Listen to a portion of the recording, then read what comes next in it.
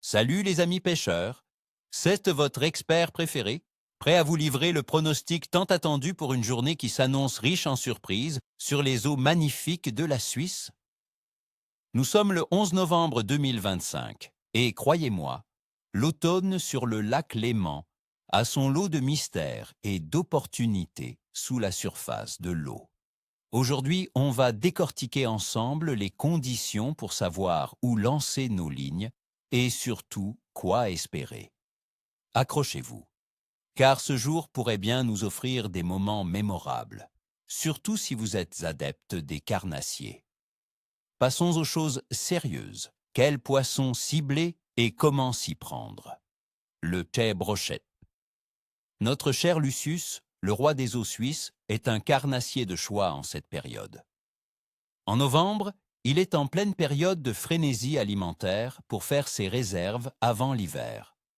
Vous le trouverez souvent en maraude le long des herbiers qui commencent à disparaître, près des structures immergées, des falaises rocheuses ou des piles de ponts. Cherchez-le à des profondeurs variant entre 5 et 10 mètres, là où la température de l'eau reste plus stable. Pour le matériel, un bon spinning lourd avec des leurres de taille moyenne à grande sera de mise. Pensez aux gros swimbait, aux crankbait plongeants ou aux spinnerbait qui imitent parfaitement les proies en détresse. N'hésitez pas à varier les vitesses de récupération pour provoquer l'attaque. La perche rech, la star du lac, sera également active. Avec la baisse de la température de l'eau, elle tend à se regrouper en bancs, cherchant les zones plus profondes, mais aussi les bordures où elle peut trouver des abris et de la nourriture. Cherchez les perches près des cassures, des roches ou des zones où le fond est irrégulier, entre 3 et 7 mètres de profondeur.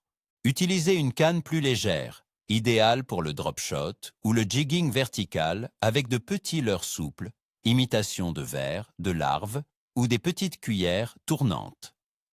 Les couleurs naturelles comme le vert, le marron ou le blanc nacré seront très efficaces. N'oublions pas le A corégone, ou ferra pour ceux qui aiment la pêche fine en lac. En cette saison, bien qu'il ne soit pas en période de frais avant décembre, il peut être trouvé dans les couches d'eau intermédiaires. La pêche à la dandine, avec de petits gigs ou des nymphes, est la technique reine pour ce poisson délicat. Cherchez-le au-dessus des fonds vaseux ou sableux, à des profondeurs de 15 à 30 mètres. L'échaussondeur sera votre meilleur ami pour repérer les bancs. Maintenant, parlons des conditions du jour, mes amis. La météo. Pour ce 11 novembre 2025, particulièrement autour de Genève et sur le lac Léman, s'annonce plutôt douce pour la saison. Les températures de l'air oscilleront entre 3 et 12 degrés Celsius. Nous aurons un ciel majoritairement nuageux avec seulement 10% de chances de pluie, ce qui est plutôt clément pour une journée de novembre. Le vent soufflera du sud à sud-ouest, modéré à localement sensible, ce qui peut générer un léger courant de surface et oxygéner les eaux peu profondes. Quant à la pression atmosphérique, sans prévision précise pour ce jour, l'automne est souvent marqué par des variations. Des baisses progressives peuvent rendre les poissons un peu méfiants, mais juste avant l'arrivée du mauvais temps, ils peuvent s'activer intensément. La température de l'eau du lac Léman se maintient autour de 12 à 13 degrés Celsius en moyenne en novembre. Cette température, encore relativement clémente, maintient un certain niveau d'activité chez les poissons, surtout les carnassiers, qui profitent de cette période pour s'alimenter avant l'arrivée des grands froids. Une eau plus chaude en surface pourrait attirer les proies, et donc les prédateurs, vers des profondeurs plus accessibles. En ce qui concerne l'halophase lunaire, le 11 novembre 2025, nous serons en lune gibbeuse décroissante, avec une illumination d'environ 58%.